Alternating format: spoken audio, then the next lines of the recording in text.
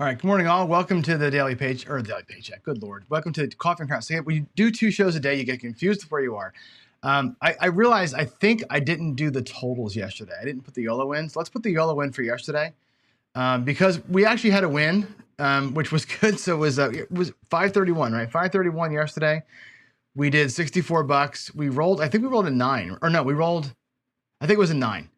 And we won ourselves a fat 14 bucks. And we can take this and copy it down, and we have, I think, what comes here? If I take this and move this over here, today we're gonna have, today's 6-1.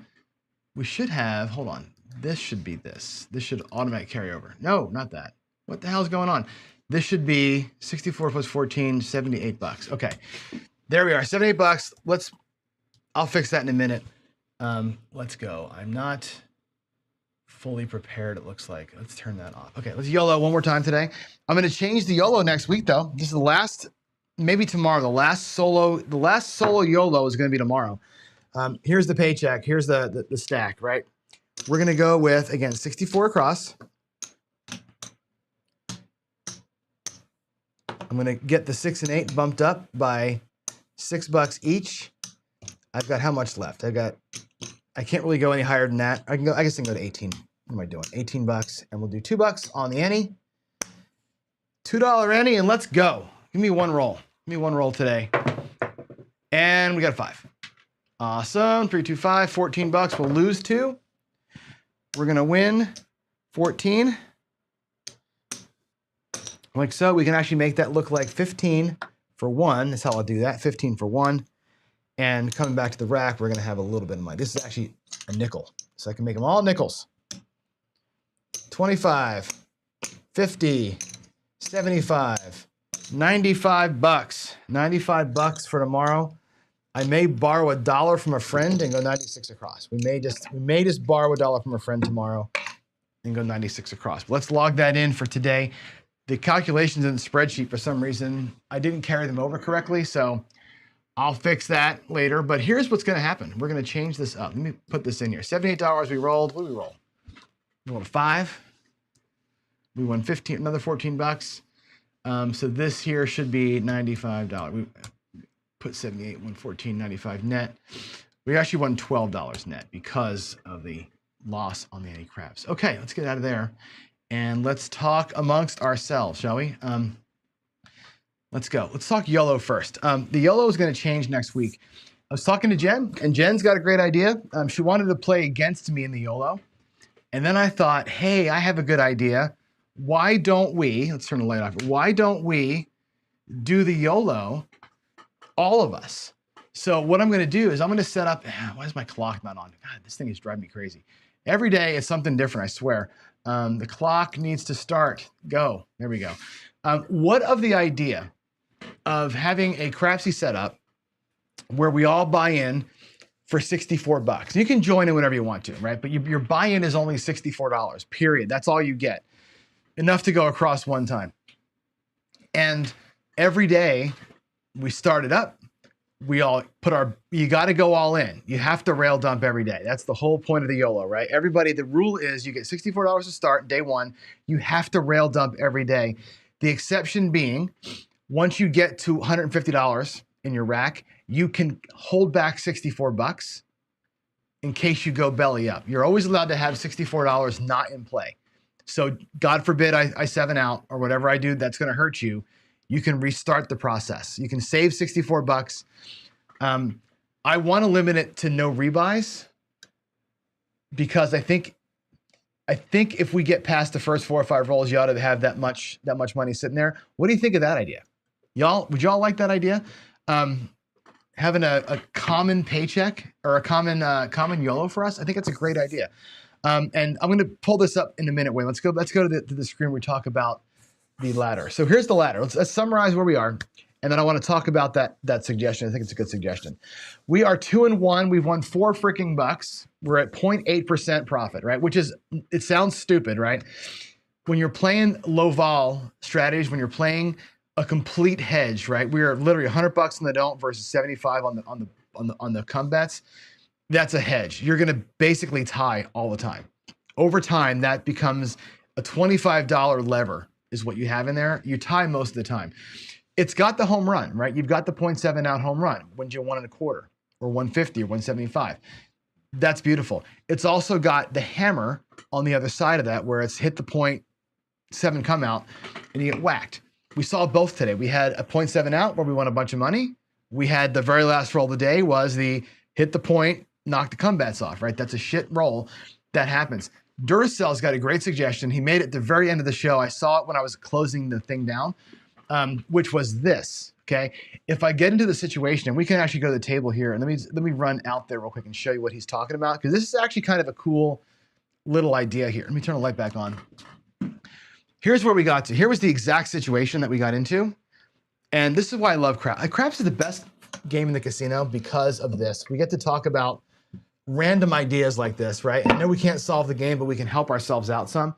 We had $100 on the don't, okay? The point was a 5, I think. We had a 6, an 8, and a 9. I think these are the 3 come bets. It doesn't really matter what they were. For our purposes, who cares, right? What happened was this. Shooter rolls a 5, right? Point goes off. We lose $100. I'll put the loss over here. We lost $100. All we have left is these 3 bets, right? I'm like, okay, shit. What happens on the next roll? The very next roll is you guessed it, come out 7, and we lose them all. That's the nightmare. You lost 175. In 2 rolls, you lost everything. It's like, God, that sucks. The converse of that, of course, is you're on the don't pass for $100. You go into the come, and the shooter rolls a 7 right here with the puck on, right? And that's 100 1/4. That's the good case. That's the opposite of that. That's you win. That's the whole thing. Duracell's idea was this. If you're here, right, why not do this? $75 on the pass line, cover the bets. You could do 100.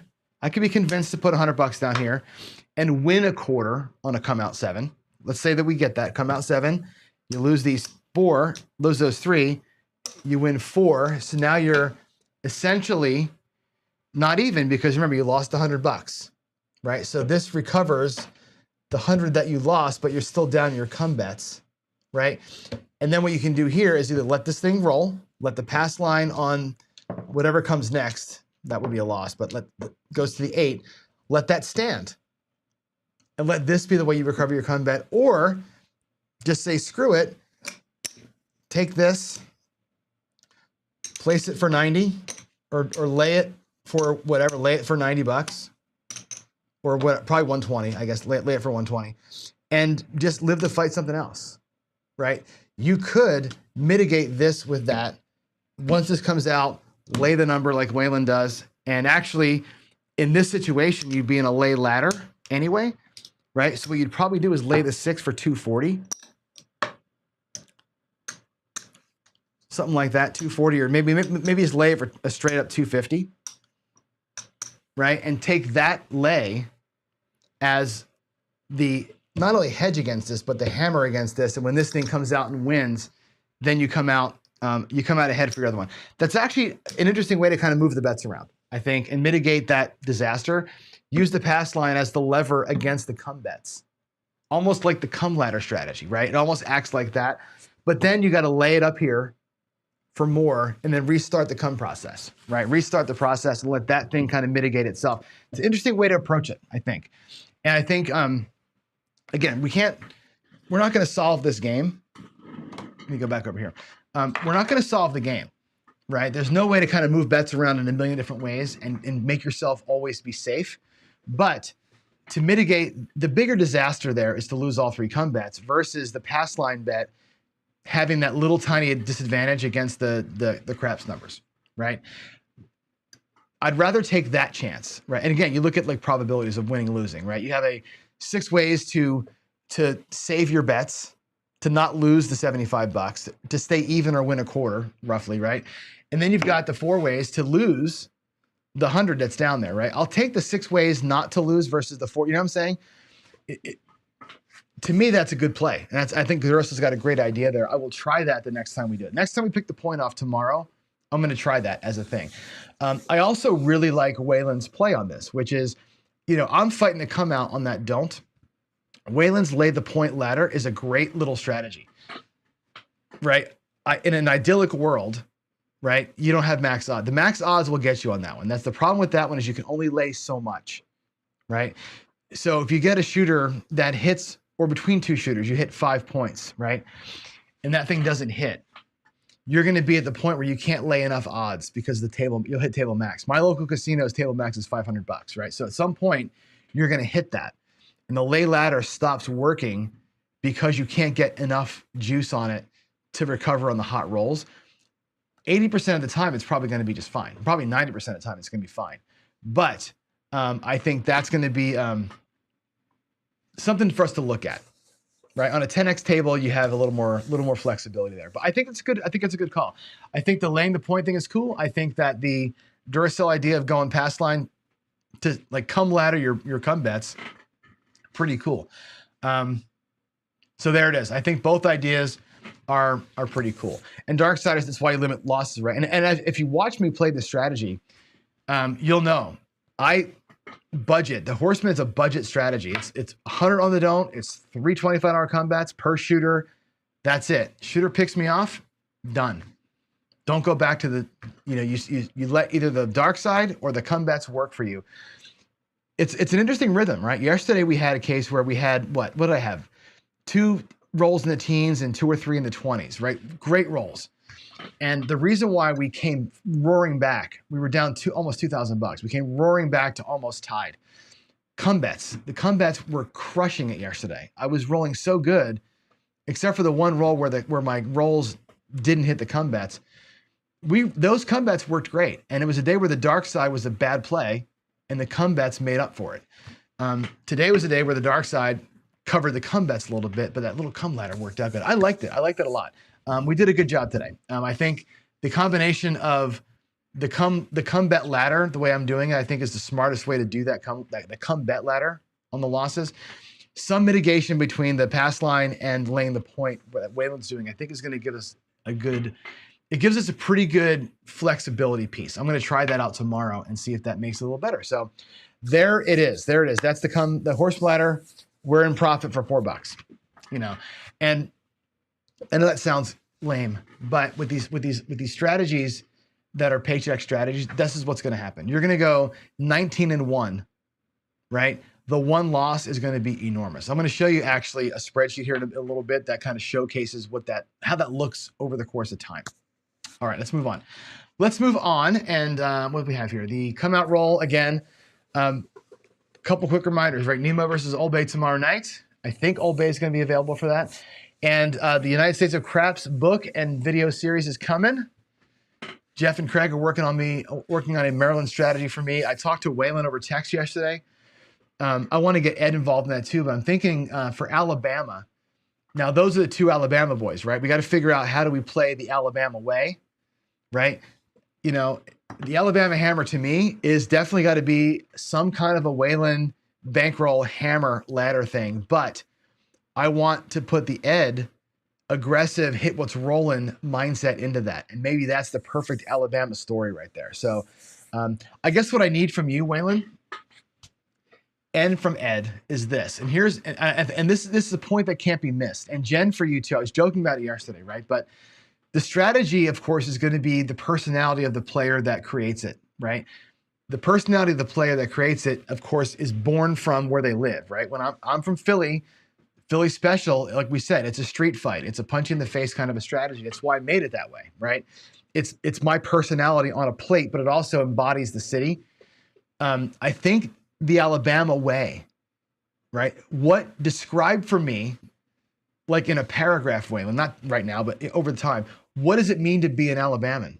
What does it mean to be from the South, right? And how does what it means to be from Alabama translate to that strategy?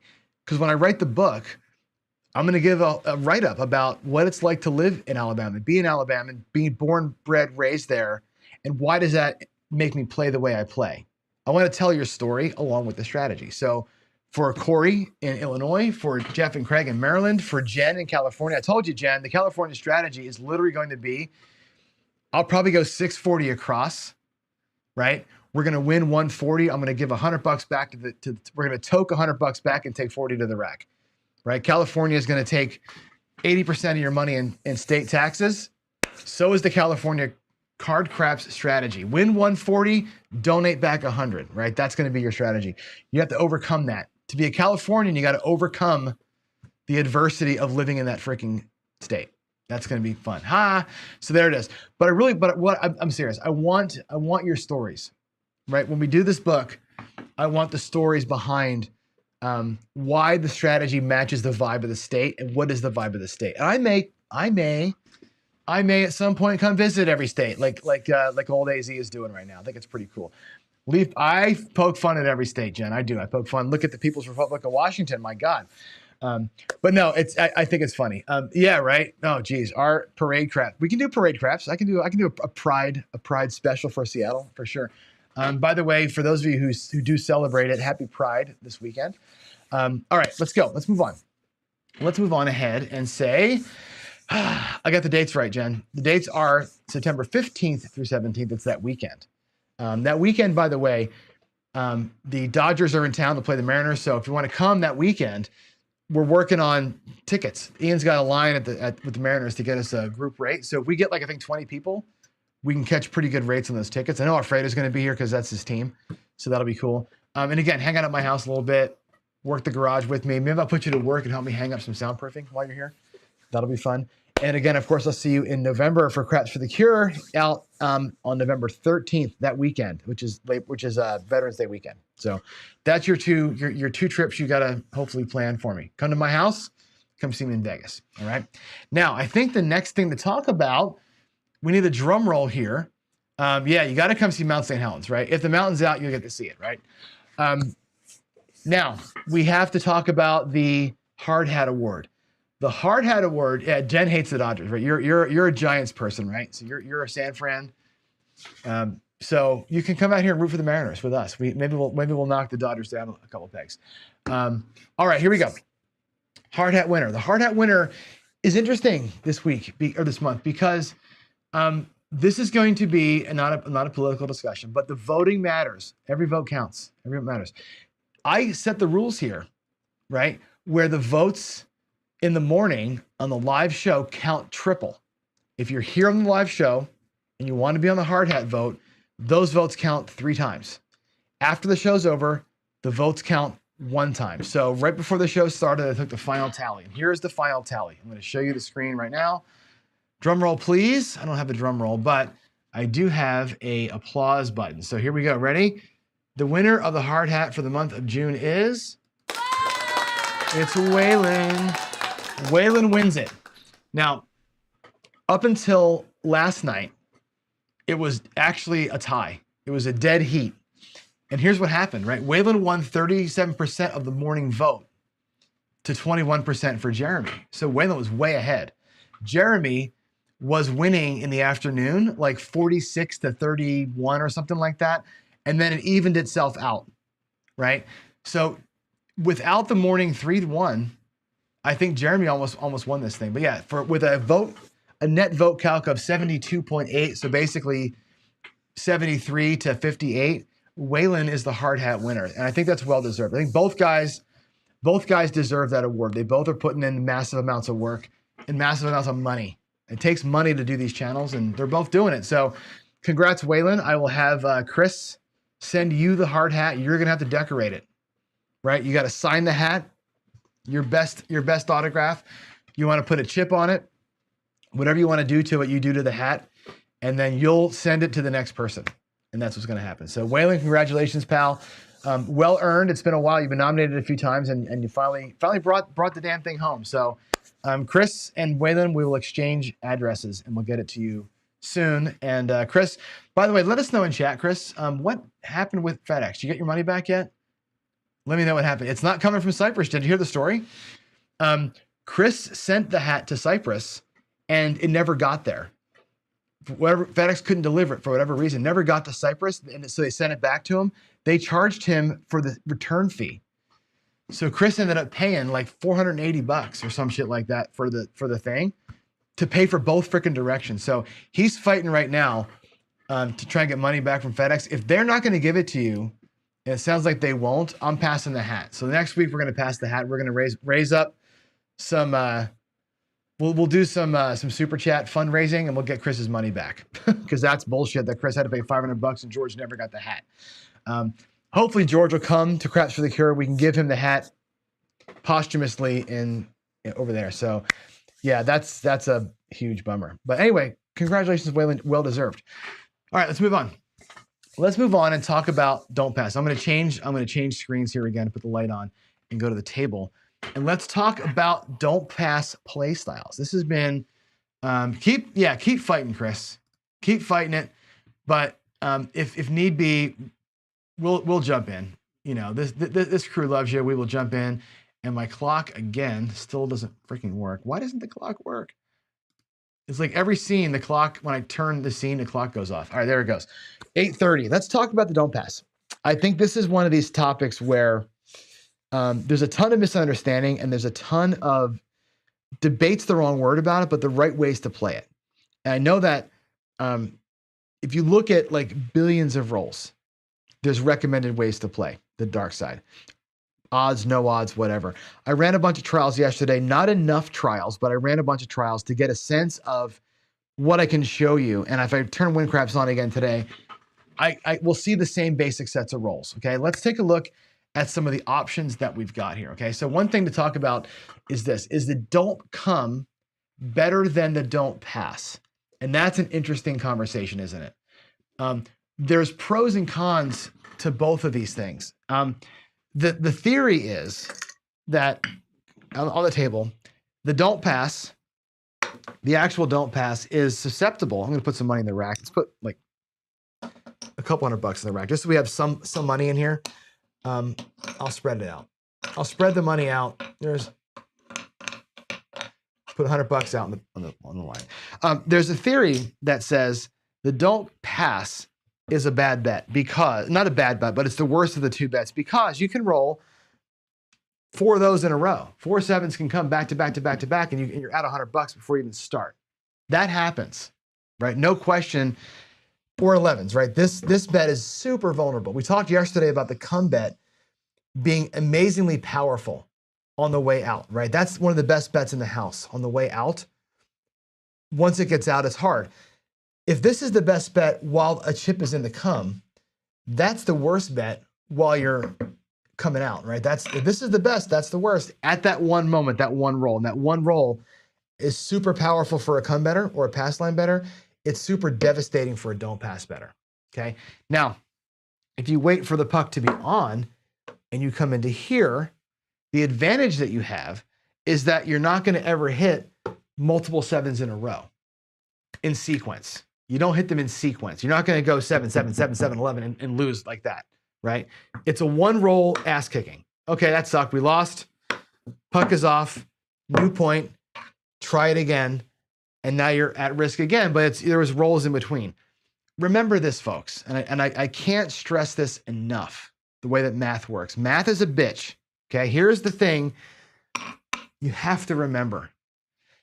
Whenever your bet is exposed to the 7, no matter where it is, if it's here, no matter where the bet lives. And hear my words. 1 out of every 6 times this bet is exposed, it's going to lose. Okay, so that means 6 consecutive come out rolls with the puck being off. Every 6 come out rolls, the 7's going to take that bet one time.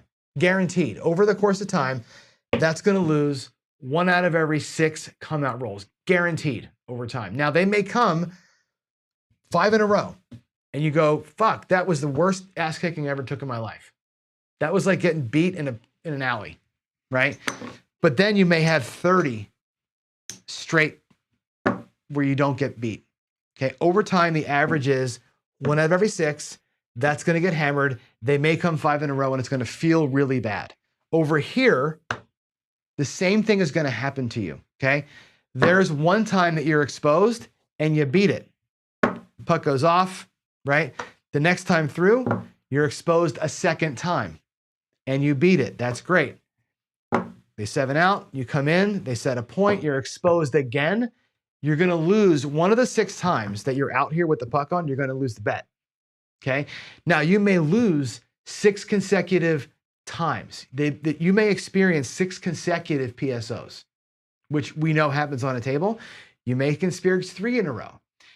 Every time the bet is exposed to the 7, you're going to lose 6 of those bets. There's no difference here or here in terms of that. The rhythm will get you, right?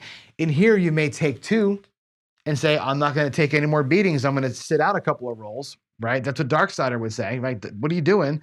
Don't let that thing get you twice, right? Up in here, if you're in here and the shooter 7s you out or PSOs you, that shooter got you once. The next shooter sets a point. You're in here, you get beat by that shooter. Both shooters got you 1 time, right? The rules that say don't let a shooter get me twice don't apply here, because every time you're in here, it's a new shooter if you're playing it that way. So that's to be considered, okay? Don't forget the odds. There's no difference here or here. It's a rhythm thing. It's when the 7s come, right? You're going to lose 1 out of 6. You're going to lose 1 out of 6 when you're exposed. That's just the nature of math. Don't forget that. Don't hang yourself with math. You got to know the math. Don't tie math around your neck like a noose. It's super important to understand what's likely or what the averages say are going to happen. Just know that, be informed by it, but don't let one of those 2 situations scare you away from one of the other bets. You're still going to lose 1 out of 6 come out rolls, no matter where the come out rolls are in the sequence, okay? The next thing to ask about this, are flats better than odds? I'm going to show you some Windcraps trials that I did here in a minute, but let's talk about the odds. This came up yesterday, kind of in brief, and my friend JB, Myopia Movie, and I were talking about it over chat this morning, actually, in the comment threads.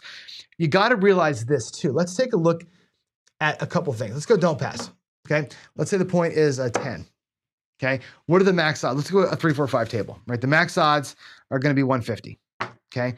150 there.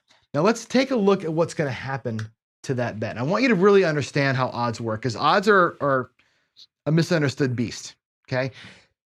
Look at the number and what's going to probably happen, okay? If you think about the strict math probability, right? You're going to win this bet how many times? Out of 36 rolls, right? You're going to win, or 36 times the 10, right? You're going to win that bet 3 times, right? 3 to 6, 2 to 1. You're going to win $75 on the odds 1, 2, 3 times. Or actually, I'm sorry, you're going to win that 6 times. 4, 5, 6 times you're going to win $75. Just looking at the odds bet alone, okay? You're going to win it 6 times because that's how many 7s are going to come, right? Cool. How many times are you going to lose that bet? You're going to lose that bet 3 times, right? When you get picked off. There is, by the way, $450. That's your wins on this. You're going to lose that bet 3 times. You're going to lose 150, 150, 3 times. Oops, too many greens there. Guess how much money that is?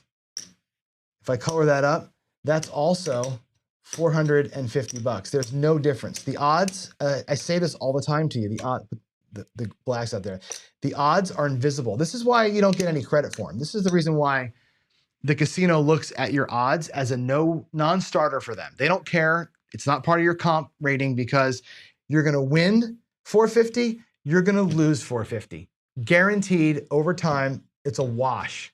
And that works on the 9 and the 5 and the 6 and the 8. It's the exact same thing. You're going to win 6, you're going to lose 4. You're going to win 6 and lose 5. It just, the way it works out, the odds are invisible. It doesn't matter, right? Putting max odds behind the numbers is not a good play or a bad play. Over time, you're going to win and lose them at the proper rate, okay? The 9, we can do the 9 too, right? The 9, the same thing. You're going to put 150 to win 100, right? You're going to win 100 6 times. 1, 2, 3, 4, 5, 6 times. You're going to win $100. You're going to lose 150 4 times. 150, 150, 150, and 150. It's the same. 600, there's 100, there's 100, it's $600. It doesn't matter, right? These are not a better bet than this. This is not a better bet than that on the odds. If you think about just pure math, all the odds are exactly the same. You're going to win and lose the exact same amount of money over time. They're invisible bets. Now, when are odds appropriate to take or lay on these bets. It's a bankroll thing. And this is what JB was talking to me this morning, and he makes a great point here. Not taking the odds against the 6 or 8 is not a mathematically sound play. It doesn't matter. The odds are invisible. Where it does matter is here. Okay? If I'm in this exact position, I'm on the don't pass and the point is 8, and max odds are 6 units, and I have to go like this, 6 units on the lay, that's where you go, fuck no, I ain't doing that. I don't have enough money in the rack to handle the bet, right? And I said yesterday, this bet right here at this point is a 54.5% favorite to win. Here, 5% edge, 5% advantage for you versus this is a full 16% advantage. It's a 66% chance to win. You have a 16% advantage to win this bet versus that bet. So conceptually, you go, that's a better play for me to put. I put max odds on that before I put it over here. Well, if I'm in this position, yeah, I'm better in my brain to do that on the 10 versus on the 8 because I have a greater chance of this bet paying me. It's not about the money that it pays me. It's about I'd like to get paid and what can my bankroll withstand, right? If I've got this in the rack, if I've got all these purple chips, $3,000 in the rack, then hell yeah, all day long, I'm gonna hammer that freaking 8. I'm gonna let the max odds do its thing. I'm gonna play the dolly and let the odds play out, okay? Again, the casino don't care about the odds. You care about the odds because it affects your rack, how much you're putting out. You care about the odds because in the short term, again, math says over 1 billion rolls, the odds are canceled. You don't win, you don't lose over the course of billions of rolls. In the 100 rolls that you're at the casino, you may catch an awesome run where it's a bunch of 7 outs and you're on the good side of that equation. You're on the side where you're winning more often than not. These odds increase volatility from your rack. They also increase profitability to your rack in the short run on the don't. There's going to be days, and you've seen my days out there where I've had nothing but pickoffs, and this becomes the other side of that argument. So odds are no better than flats. Over time, they are invisible bets. They increase volatility. They will increase the number of times or the amount of money that you can win when you catch the good run. They will hammer you on a bad run. And that's just the truth of it. Let me show you some results. This is not a full set of results. It takes a long time to put these things together, so bear with me here as I change my screen a little bit. And I'm gonna go and pull my, my spreadsheet over. Hold on one second here. Let's pull this over, not that one. I want you to see this spreadsheet. Okay, this is gonna be, I'm sorry, but it's I can't zoom it in too much. I don't think I can zoom much more than this. Let's see what I can do here. Can I zoom it? Zoom, zoom, zoom. Can I do this? Well, let me, shoot. I wish I could zoom it more. Can I view? Zoom. Oh, it's control that way. Really? That's a weird. There we go. Okay. Here's some trials I did yesterday. Okay. Now this is against my rolls. Okay. I ran in Windcrafts against my 5,000 or 4,800, whatever it was, rolls that I've done in practice. Me shooting the dice, legit rolls. Okay. A flat don't pass. And this again, looking for a 10% win goal. Look at the numbers. The flat bet, flat don't. Win goal against 4,000 rolls, by the way. $25 don't pass bets win you $500 twice in 5,000 rolls, right? Our net was $975. Never lost. We never lost the whole 5,000. $25 bets. Never lost the whole thing. Won about $900 with single odds. 1x odds, no matter what the number was, right? We won our goal 3 times. Net was 1281. If I take progressive or lay progressive odds, okay, look at that right there. Against my rolls, we hit goal 9 times. We never lost our money. And this is max odds on the 4 and 10. This is 2x odds on the 5 and 9. This is no odds on the 6 and 8. This is the dark side or prescribed way to play. Against my rolls, we win $4,300. Okay. The max odds player only wins $400. Okay. This tells me a couple of things. I'm hitting some points in here, right? And I'm hitting points with max. I'm hitting a lot of 6 and 8s. This is what this is showing you, that the difference of max odds on the 6 and 8 versus not is enormous. I threw a ton of 6s and 8s, and I threw a ton of points. So my rolls, not conducive to playing max odds. The James Newberry ladder, by the way, which goes up $5 every time you lose, wins 3K. Parlay press, my favorite way to play, didn't do very well, right? Only won $2,000. Still did okay, but not great. And the Ladderson crushed it against my rolls. Okay. Against John, flat betting and progressive odds the way to go. Now, if I take the reins off, I say, you know what? Let's not worry about $500. Let's not worry about hitting a 10%. Let's just see how much money can we make. Let's take the gloves off. What happens? Well, almost the exact same thing. Nobody wins. You know, there's no win goal, so of course the wins are 0. Nobody loses at all, which is really cool. And the numbers roughly are the exact same numbers, with the difference of the Newberry ladder wins a little bit more money. And that's about it.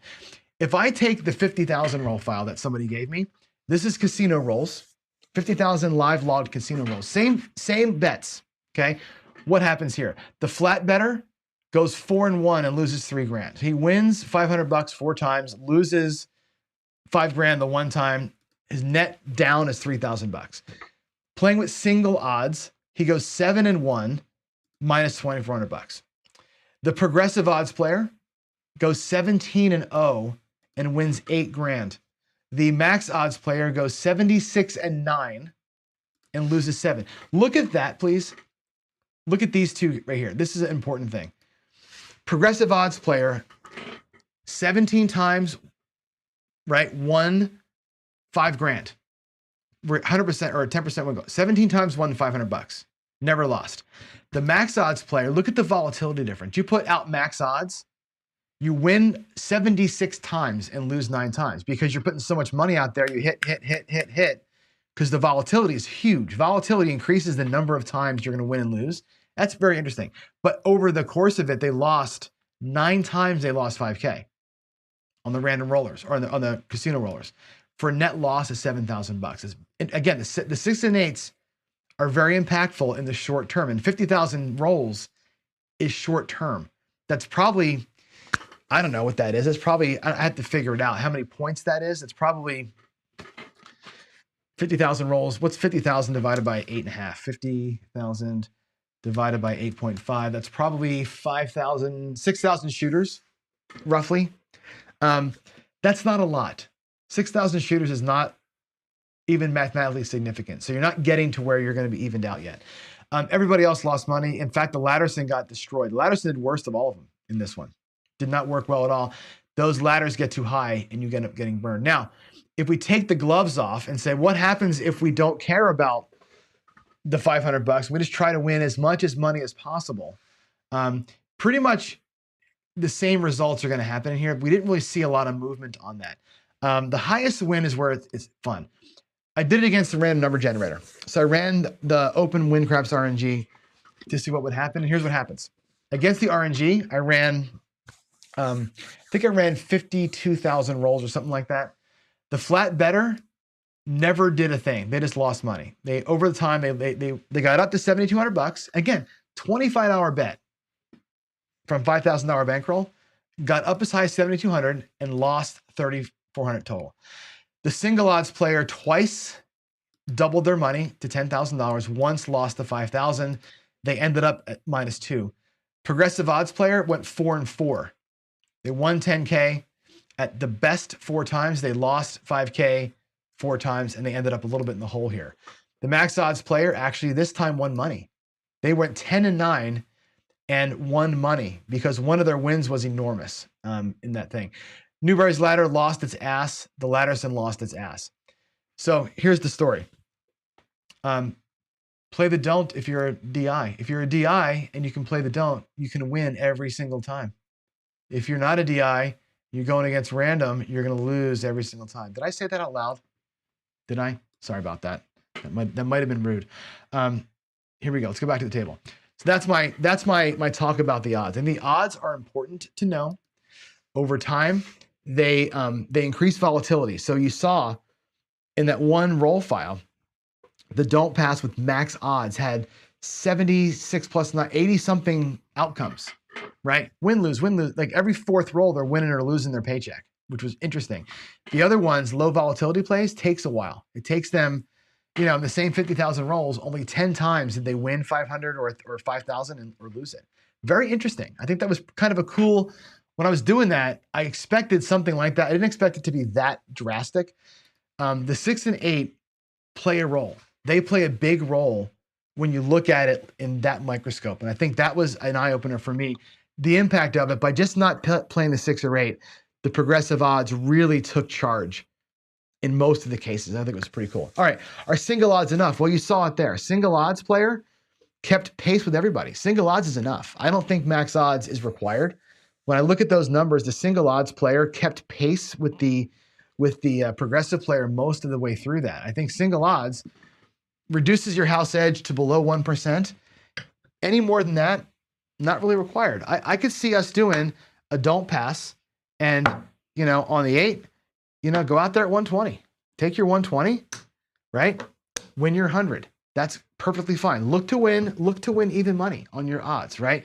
On the 5 or 9, go to 150 on your odds. That's perfect, right? It's a great bridge, right? Look to bridge your odds.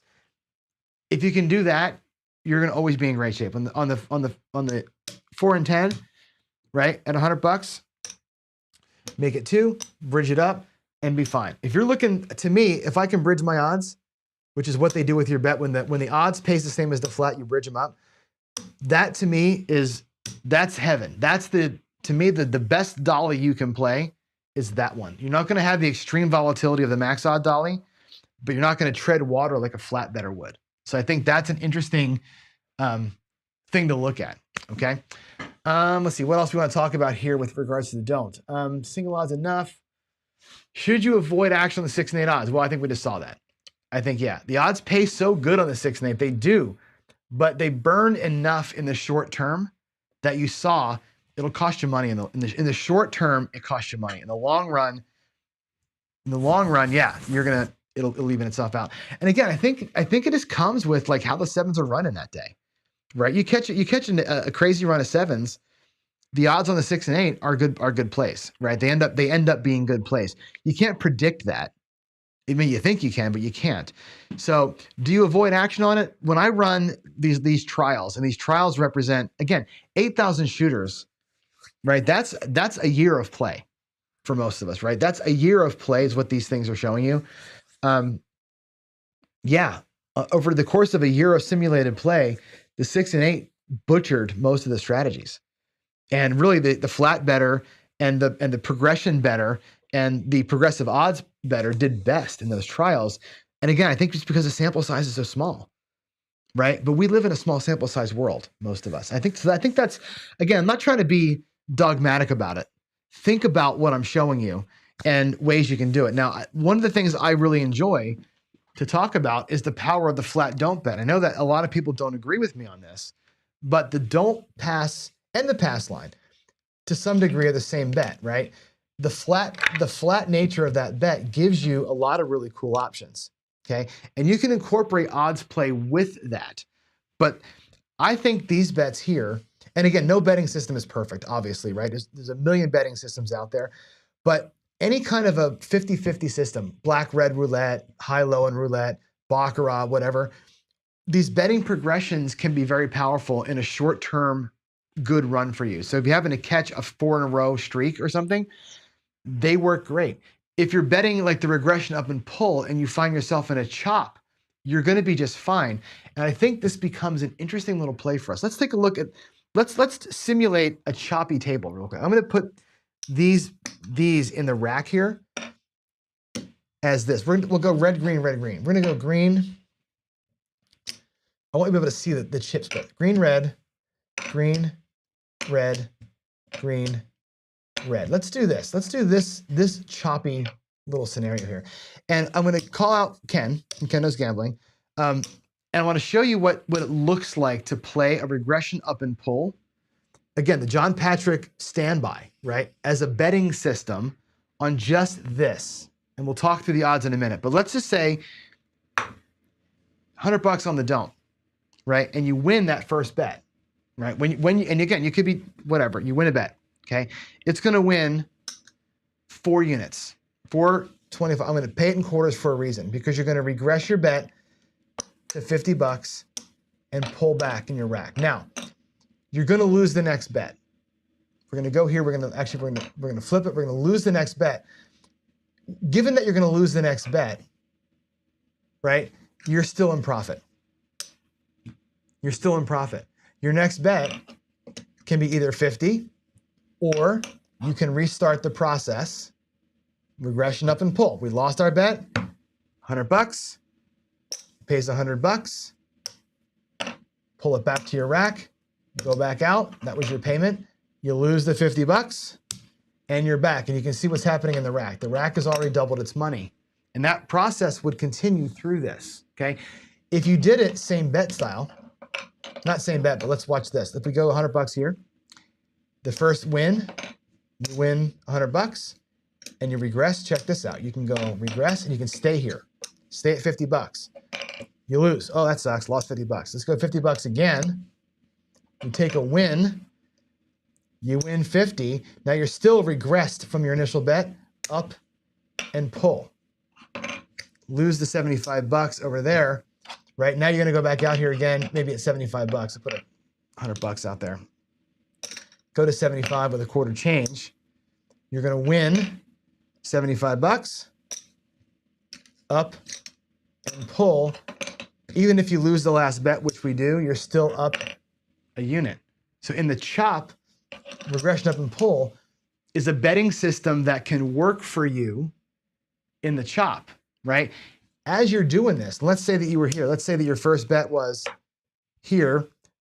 We'll just use the 9 and 5 as the example because it's easy, right? You're going to bridge the 150, right? The first win that you get is 200 bucks, right? You pull this back, and you regress down to 50 bucks, right? Now you've got profit, right? You're out there at 250 to start. Let's actually take this and make quarters out of it, right? There's your 250 that you started with. You're up 150 bucks, right? When you come to the next bet, that you're going to lose the second bet, we know this, right? But you're out here at 75 bucks. That's your bridge is 75 bucks. When you lose that second one, you're still over where you started, right? So the don't pass lends itself well to progression betting systems, even with the odds. The odds actually just augment the flat bet. And I think that's kind of a cool way with single odds to make this work pretty well for you, right? So progressions like the 1, 2, 3, 4, the 1, 3, 2, 4, or the parlay press and all these things, right? You can even play like something like the 31 system, right? Where you're looking for the, have you ever seen the 31 system? It's pretty cool. I haven't played it in forever, but the numbers go like this. I think you do, God, let me remember how this works. I think you do 3 1-unit bets. Yeah, 3 1-unit bets, and then you go 2 2-unit bets, 2 4-unit bets, and then 2 8-unit bets. We'll do 5 and 5, right? 2 8-unit bets, like this. And these are loss progressions, right? So what you're trying to do is win 2 in a row. So this works on roulette and baccarat, and I've seen this thing work, right? Let's just say you lose that, and we lose all these bets. We lose all those first bunch of bets. Come out here with a 4-unit bet and you win the 4 units, right? What you do is you parlay it. Every time you win, you parlay. You're looking for, I should pay the parlay out of our previous losses, right? You pay it. If you win the parlay, here's your previous losses recovered plus profit, right? You come back, you put your 4 units back, you put your 2 units back, put your 1, 1, and 1, and you're netting 5 units in profit. Right? Cool little progression bet you can do from the don't pass or the pass because they're 50-50 bets, essentially, right? As you're doing this in that parlay, you could put single odds on it and hammer the repeater, right? You catch 2 in a row. That's a cool little system right there, right? That the flat bets put you in a spot to get that kind of juice. The single odds help you augment, they sweeten the juice a little bit. I don't think you need to go max odds in a system like this, or in a 1, 2, 3, 4, or in a paroli where you're just parlaying every time. The paroli system is cool, right? I think Greg talked about this for a while, right? You have a unit and you win, you parlay it, that's win 1. You take that, you win, that's win 2. You win 4, you parlay it, that's win 3. And on win 5, you've got 8 units out there. So there's 4, 8. You catch 4 in a row, and your initial 1 unit bet becomes a $5, $10, $15, 15 unit win, right? You catch 4 in a row. How many times did the don't pass win 4 times in a row? All the damn time for a 1 unit risk. Those are the kind of things you can do. And again, if you want to stack odds on top of those wins, as they're coming, you put the odds on top or use the odds to pay for the next flat. Holy crap. That can be a huge deal, right? Think about that, right? There's the 1, you win it, you stack it, and from your rack, you do the odds. Well, check this out. When that all wins, you're going to win 1, 2 units. That becomes your next flat plus your match. That you're getting odds now from your win, not from your rack.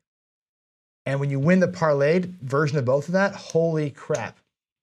You can run for the hills on these things, right? That's why I say the flat bet on the don't, to me, is the most powerful tool on the table. Once you get it through, the flat bet on the don't pass is the best bet in the house because you have so much flexibility with how you stack those subsequent wins. If you can catch an okay little run with it, I think that's one of the best ways to play. And single odds being enough, if you've got the bankroll to support it, single odds up there augments that so well that those parlays become super impactful, super impactful. And that's why I think the don't gets a bad rep. Or like, there's only one way to play the don't. Like, don't players are boring. There's nothing boring about that. There's nothing boring about getting those bets stacked up, parlayed, odds everywhere, and getting that big, it looks like roulette chips coming back. When you get paid on a don't with odds and they shove that big stack of chips at you, it's like getting paid on a roulette table. It's like everybody's going, how'd that guy make all that freaking money? You're like, yeah, because you just rolled a 7 and I had the right money on it, right? I think there's power in that. So don't pass is a lot of ways to play it.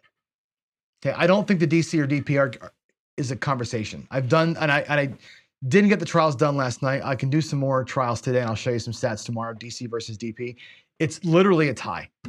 Like when you run these things out, it's a tie. It just happens to be when that person rolled the 7 in the runs that we got, but it's basically a tie over time. It doesn't really matter that much. In fact, when you run DP versus DC on John's rolls, the DC gets destroyed. The DP wins more.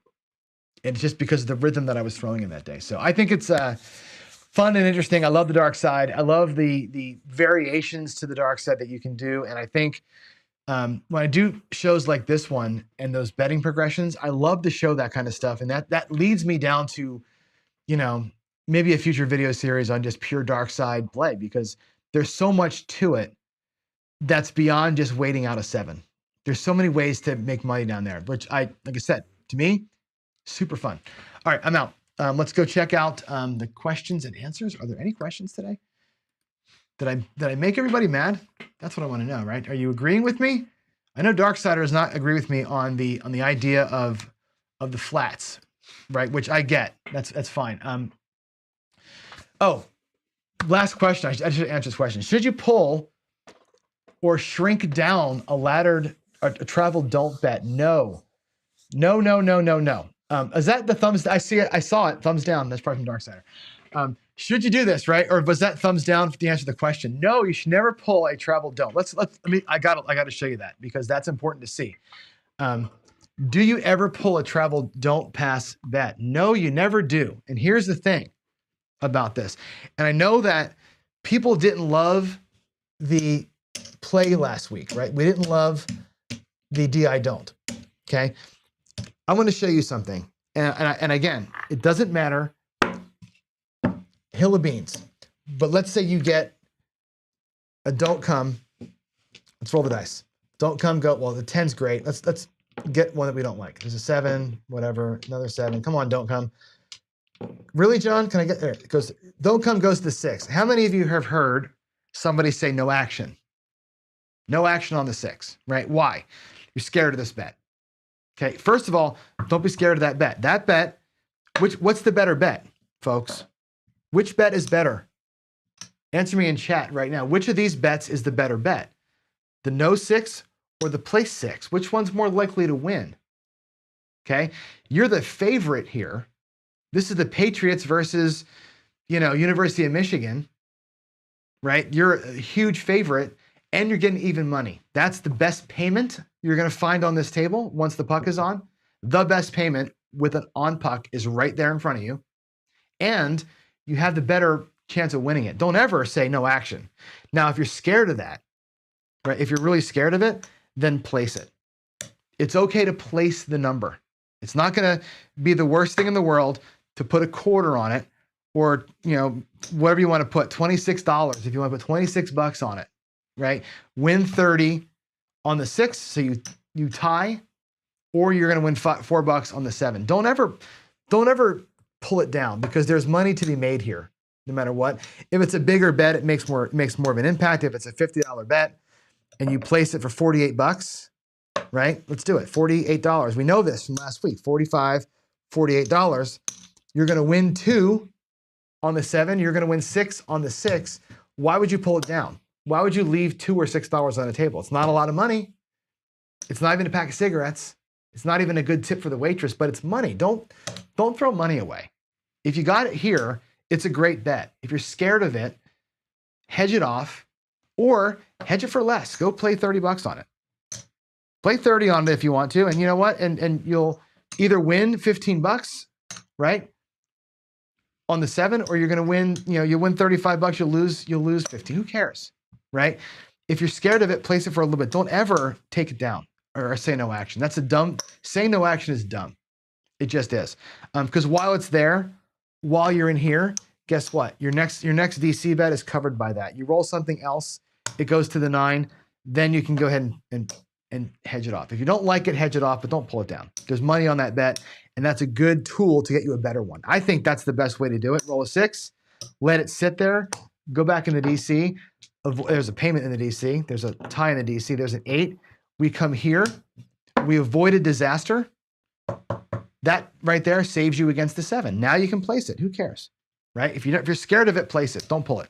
Leave it up there. Use it for the tool that it is. I think that's an important piece that people tend to forget. And again, know the numbers. You got to know those travel don'ts are freaking awesome, right? They're awesome bets. If you're scared of the 6, I get it. Place it for a little bit and take your $2 or $6 and whatever. That's your tip money. Look at it like that. That's another, to me, it's another white chip for drinks. Like, let's think of it that way. Pull it down is you wasted your time. Got it? All right, let's take a look at the PC questions here. I'm going to go to the Q&A and see what we have here. Let's see, go to here. Come on, you can do it. All right, here we go. Questions and answers. Let me go to my glasses. I know it's past 9 o'clock, so I'm sorry if we're running late here, but let me look at the cues first. All right, we have from Darksider, over what time? Right, and I'm not doing situational betting, right? I'm not training win craps to situational bet. I'm doing it just over time.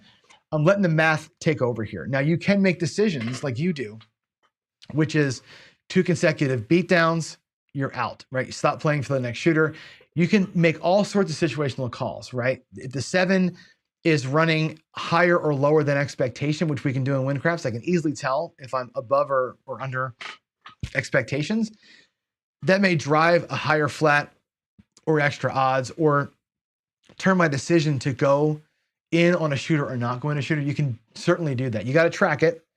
And if you think the 7s are trailing behind and your theory is when they're behind, I'm going to hit it, or when they're behind, I'm getting beat too bad, let me wait till they start catching up again. Either way is cool. I didn't code win craps to do that. I coded it just to go straight up hammer time. Okay. But again, I think there's merit to that. If they're running behind, that probability says they're going to catch back up. There's going to be days where it's all 7s and days where there's no 7s. Those days equal out mathematically, but they don't equal out in your rack. In your rack, you're going to make a ton or lose a ton, right? So you need to have that. You need to be here more often than not. Okay. What else do we have? Chat question from Chiro. Is this for me or for everybody else? You're going to a table with friends and would you raise your win goal amount to hang out with? No, I would not. I would probably do the opposite of that. Actually, when I'm playing with friends, I lower my bet size and I play way more low volatile strategies. If I'm there literally to hang out and party and drink for free and do the thing, that's when you're going to see like a like a hybrid. That's going to be like a don't pass and a couple of like 6 and 8s, like the 6, 7, 8 at $10 level. I'm doing that all day long. I'm looking to grind and hang out, and who cares? I'm not going to shoot the moon, because shooting the moon, higher win goal, means you're going to be there shorter amount of time. You're going to probably lose. I would actually be there for I try to stretch my time out by being lower volatility, I think, because I don't want to run the risk of like getting whacked real quick, or God forbid winning too fast, and then you're going to pull your bets and not play. Right. So there's that. That's my thoughts on it. Any piece that's kind of like a here's the deal question from Hero. What else do we have? Explain progressive odds. Newberry wants me to explain progressive odds. Let's go back and do that. Let's explain progressive odds. Let me go back to the table. Let's go to the short view of the table. Let's turn the light back on. And progressive odds means odds relative to the point. And again, odds are invisible over time. In the short run, odds are not invisible. So let's look at the points. On a 3, 4, 5 table, okay, if we do $25, we'll do black chips. On a 3, 4, 5 table, what you can lay in odds, the max odds is always going to be 6x. 3, 4, 5, 6. There's $600, right? Right? Yeah, $600 is your max lay. We can actually do it like this. I'll do it with a purple chip. Okay, that's the max dollar lay. 6x your flat bet, by the way, is max odds on a 3, 4, 5 table, because the odds on the don't work where they pay 3 times, 4 times, 5 times your flat bet. That's how the odds on the don't pass work. They work opposite. So on a 4 or 10, the max you can lay is 6 units to win 3 units in odds. Okay. On the 5 or 9, again, max odds pays 4 times, right? It pays 2 to 3, 4 to 6. So you get 4 times your odds bet, 4 times your flat bet on there. On the 6 or 8, it's 5. It pays 5 to 6, okay? That's why 6 works. Now, progressive odds says, well, I really feel like I got a better chance of winning here versus winning here. So progressive odds might have you doing something like this. On the point of 6 or 8, your progressive odds might be 0 odds or single odds, where I might say, we'll just go 1x odds. Enough odds to win 1 times my flat bet on the 6 or 8. Single odds. The 5 or 9, I like a little bit more. I'd like to win twice my flat bet. So I'm going to put $300 in odds, because the odds bet will win me 2 units. So 1x odds here, 2x odds here. And on the 4 or 10, I will go full bore max odds, because I have a better chance of winning. So the progressive odds player is playing the assumption game that they're more likely to win this bet. They'll put more money on it. They're middling likely to win this bet. They'll put a little bit less on it. And they're not likely to win this bet. Again, to win the bet, not to get the right payment, smaller odds or no odds. That's progressive odds. Progressive odds is literally putting odds out there relative to winning 1x, 2x, 3x instead of 3, 4, 5. Just lowering out your exposure on the odds. That's what that is. And you're not winning. You're not doing 1x on each of them. You're looking to win 1 unit, win 2 units, or win 3 units, versus always winning probability units based on max odds. That's progressive. Progressive odds is a safety play based on probability. And I've seen folks do it. I've done it too on the come, right? You get a come bet that travels up to the 10. I don't like the 10 very much. I'll do single odds on the 10. I'm not very likely to win the bet. I'm not going to put my house payment on it, right? On the 9, hey, I like the 9 a little bit. Let's go ahead and put let's put $200 on the 9. That's a good one, right? 200 wins me $300. Great, I'm confident there. On the 6 or 8, I'll go 5x, right? I love the 6 or 8, 5x to win $600, right? More confident you are, the more odds you put. And that's based on the probability of the number coming or not coming. Again, mathematically speaking, doesn't matter. Over time, over a billion outcomes, the odds are invisible. It does not matter. However, in the moment that you're at the table, those odds are very real. And the amount of money you're willing to put at risk out of your rack, it's a financial decision. And again, I'll quote JB because he said this perfectly this morning. That decision leads to negative EV outcomes because you're doing scared money. Scared money plays are, I'm not going to put money out there when I think I'm going to lose, right? That's progressive odds, is exactly that mindset. It's a negative EV play because over time, the odds equalize, right? It's a rack decision. It's a what you have in your bankroll decision. It's a gut feel for some of you decision. It's a rhythm decision, and that's the reason for progressive odds. And it works. It works most of the time. There's going to be times where that's, as you saw, you're going to get pounded on it sometimes. It's going to be the complete opposite, right? That's why the casino makes money, because, you know, everything's in their favor. So, all right, there we go, guys. JR says, invisible as they may be, it's a better bet. It's better than a bet with a house advantage. You're 100% right. It's better, obviously, right? It lowers the house edge of the flat bet is what happens. When you see the house edge lowered, by the way, this is an important thing to remember. The come bet that goes, right? The come bet that travels from the come to a number, that bet itself, the actual flat bet itself carries the 1.4 advantage, 1.4 house edge, right? The flat don't bet that travels carries the 1.37% house edge. That, when you put odds on that, the odds carry 0%. They're invisible. The odds payment lowers the house edge of the flat bet, not of the odds bet. They're always going to be 0, right? So the huge odds make the flat bet's house edge a lot less, down to half or even 1/4% in some cases, right? Don't let that trick you into playing max odds all the time, because that's the tiny bit, right? Going $100 bet being worth $1.30 to the casino or being worth 65 cents to the casino, that's what you're talking about. 10x odds versus no odds. That $100 flat bet over the course of time gets them $1.37 or it gets them 65 cents. That's what the odds do. Your $600 or $1,000 in odds lowers that edge on that bet by about $1 to them over the course of time, over the course of all the bets. Huge risk for you, not a lot of risk for them. So don't let the house edge lowering based on odds be the reason why you make the bet. Let the reason why you make the bet be you have the bankroll to support it, and the streak that you're in is going to allow it to win. That's it, right? If you have the bankroll to do it, do it. But don't do it because you're lowering the house edge, because you're lowering the edge of the small bet, not the total bet. And I think people don't, I think I should do a whole show on that. The house edge on the flat bets is what we're talking about, not the total bet. The house edge on $100 flat and 1,000 in odds, the house edge on the $1,100 is not 0.08%. It's the house edge of the flat bet that you changed, not the total. Very important to remember that. All right, let's get out of here. It is 9:15. It is late. I don't have to work until noon, but I'm gonna let y'all have your day back. I know we're probably losing audience because it's late and I went long and all that. But I hope that today was a good one. I hope that you enjoyed the show. I can talk don't pass all day long. I love this stuff. And I want to make sure that you know a couple things, my final thoughts. The don't pass is not boring. It's not just putting a bet out there and hoping for a 7. It's not boring. You're also not anti the people at the table. You're playing the numbers of the dice. You're not playing against them. It doesn't matter. You're going to win half the time. They're going to win half the time. We're all losers in the end. It's just how you decide to go down. How do you want to go down? Do you want to go down fighting all the things and doing all the machinations to make your place bets work? Fantastic. You're going to lose all the time until you hit the great roll, and you're going to make a fortune on the great rolls. And those great rolls, how much fun are they to play? I love when that happens, right? On the dark side, you can have just as much fun.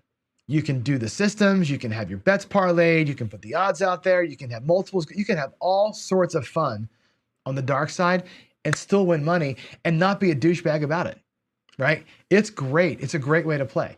And I like Horseman transition from that dark side way of playing into a right side play when the table dictates it. Yesterday, I very easily could have taken those 3 come bets that paid, made them place bets, and rocked that 125 roller that we had for $1,000. Could have done that, right? Because you have the transition built into it. If we stayed dark and I do the pass line, don't pass down there, like I showed you here with one of these progressions, I'm not even doing that. The Horseman's not even doing a betting progression. We could take that don't pass and do a betting progression. Parlay press, the 31, a 1, 2, 3, 4, a paroli while we're doing that as part of the play. It gives you so many fun options. So don't naysay on the don't. It's great. It's fun. And you got a ton of options down there. Play it the way you want to play it. I think we should not be ashamed of it. I think that a lot of people are ashamed of it because they get stink eye from people. Don't let everybody else drive what you're doing. Okay. Jen is a believer now because she's seen the dark side work. Shit works, man. So there it is, guys. I'm out. Have a great day, a great Thursday. Tomorrow, Friday Follies. I don't know what I'm going to do yet. I got to figure something out. I don't know. I may just work on one of the United States of Crap strategies. I may do the California give back strategy. We'll do that. We'll do the California give back tomorrow. Can I make money? Can I make money and still pay a load of taxes? Love you, Jen. Y'all have a good day. God bless everyone. I'll see you tomorrow. Bye.